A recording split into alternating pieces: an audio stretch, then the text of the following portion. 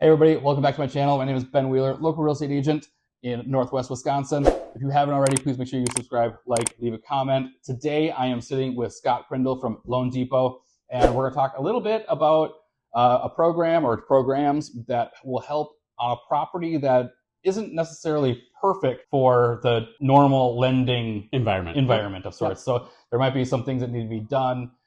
They're called rental loans or renovation loans. There's a few different styles. I'll let Scott introduce himself and then we'll just dive into what the programs are. Sure. So I'm Scott Prindle. I work for Loan Depot. My MLS number is 286282. So renovation loans, what are they? So let's say you find a house and you're like, I love it, but there's all this stuff that's wrong with it, okay? It could be one thing, it could be 20 things, it doesn't matter. And you say, well, I don't want to go fix the stuff before the appraiser goes out there. It's too much. Well, we say, okay, we're going to give you X amount of dollars to buy the house, purchase price of, let's call it $300,000, but I want $20,000 or $50,000 to go fix up the house. I want to go whatever. You create what you want to do. Does it have to be something that's wrong with the house? No, house could be perfect. You could say, I want to redo the kitchen. I want to redo all the flooring in the house. Right. I want to add a wing onto the house. It doesn't matter. Now, I'm going to give you the money for the purchase, $300,000, plus let's say the rental, $50K. So now I'm basing it on the acquisition cost of $350,000. You're going to put your down payment on the acquisition cost.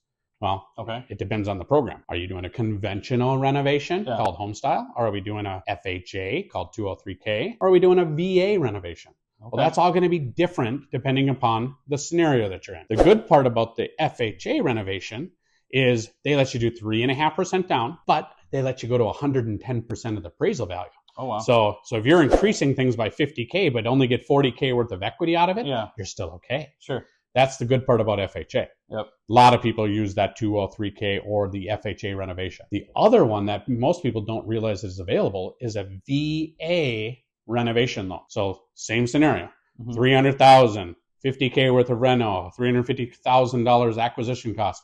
Zero down for the veteran. So they can using a VA loan, so there's no down. Yep. And it could be something where, hey, I want to put wheelchair ramps in. Done. I want to redo all my appliances. Done. You want to redo a wing onto the house. Done. So their still purchase price is the purchase price the after reno price? Nope. Purchase price is your purchase price. Okay. And you got your reno amount. What we care about is the future value on the appraisal. Okay. So I want that future value to be $350K. Sure. So you're going to make sure every penny you're putting in. We hope. Yep. If not, that's where the FHA comes in. Right. Because then you can go up to 110%. Okay. Yep. Interesting. There's lots of weird scenarios with it. So let's say you get into that situation, renovation loan. Do you have to have licensed contractors put bids in then? Yeah. So so all the work has to be done through a licensed and insured contractor.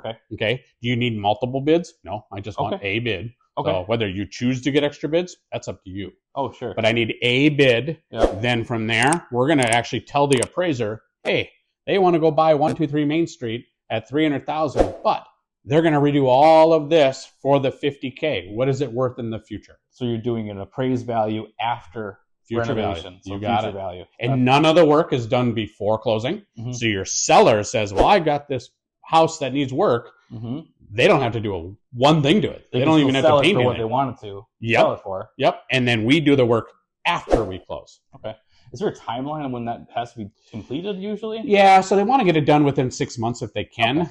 However, certain programs, if you're actually doing like a full renovation and you can't actually live in that house, you can actually roll in 12 months worth of the payments into the loan. So you're not making a payment for a year. Oh, wow. But it has to be non-habitable.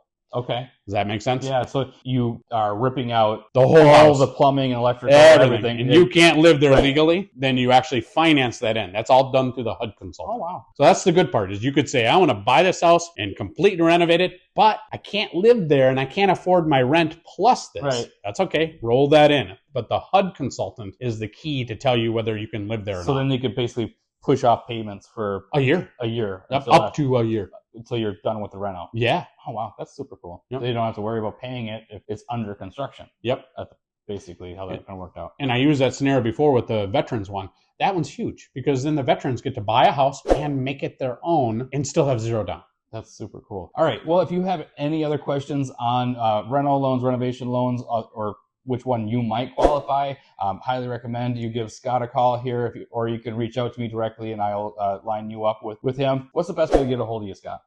Get a hold of me. You can either just give me a call on my cell, which is 414-534-4742, or you can email me at sprindle, Prindle, at loandepot.com. I'll put some information description below too. So thanks for watching, everybody. Make sure you subscribe, like, and leave a comment. Take care.